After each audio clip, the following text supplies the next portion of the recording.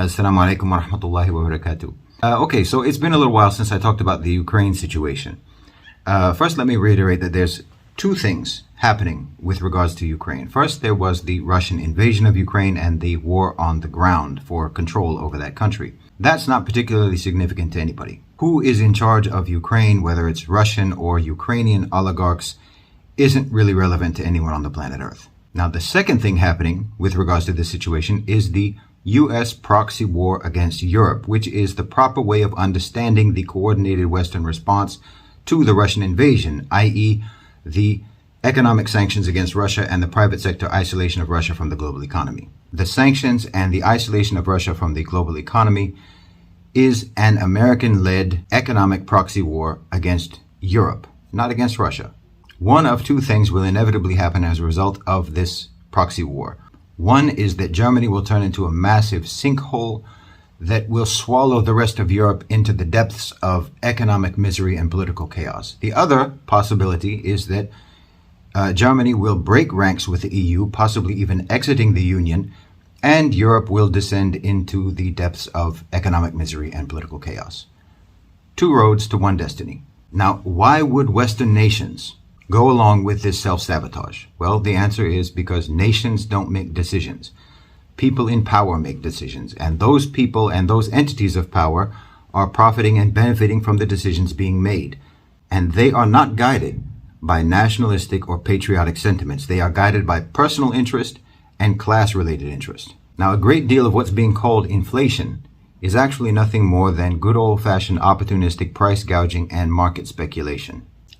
All of the biggest asset management firms in the world are still reaching record profits. And economies around the world are being pummeled with crisis after crisis after crisis, turning them into wounded prey for corporate and financial predators, including the economies of Europe. That's the summary of what's happening. It's going to take some time for the Muslim countries, and the countries of the global south generally, to recalibrate their understanding of how the world is working, the dynamics of global power, the dynamics of global economics. It's a new situation. Deglobalization is happening at record pace, under the pretext first of the COVID crisis, and second under the pretext of the Ukraine crisis.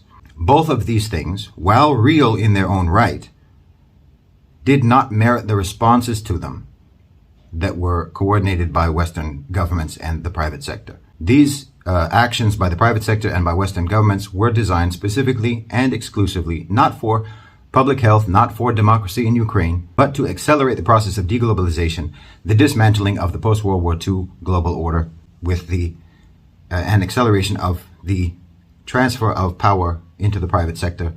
When you move it into the private sector, you're talking about multinational corporations, which are more properly understood as a-national corporations because they don't have any loyalty to any particular country. And when you have power in the hands of people who have no national interests, then every nation is eligible for subjugation, including Western nations. So we have to, in the Muslim world and in the global south generally, we have to try to protect ourselves and create our own institutions of private power and also fortify our own governments, if we can, to protect our economies and our people against the inevitable incursions by these multinational, a-national corporations and financial interests. And we have a great opportunity now, but it's also a very critical time in the global south and in the Muslim world and in Asia and in Africa, making decisions now as if the global economy was still functioning the way it functioned 20, 30 years ago, will mean that we will deprive ourselves of those opportunities and deprive ourselves of benefiting from our natural demographic advantages and the advantages of our economic potential. Jazakumullahu khairan wa assalamu alaikum.